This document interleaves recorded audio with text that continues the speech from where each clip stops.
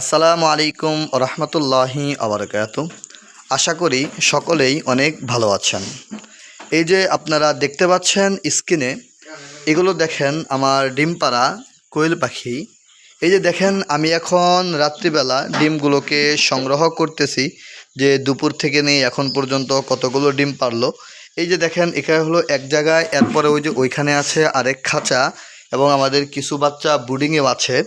তো এগুলো নিয়েই আমাদের কাজ। আলহামদুলিল্লাহ, আমি একজন উদ্যোক্ত, একজন খামারি নিজেকে মনে করি। আপনিও যদি চান সামান্য কিছু কোয়েল পাখি লালন পালন করে, চাইলে আপনিও একজন উদ্যোক্তা হতে পারেন।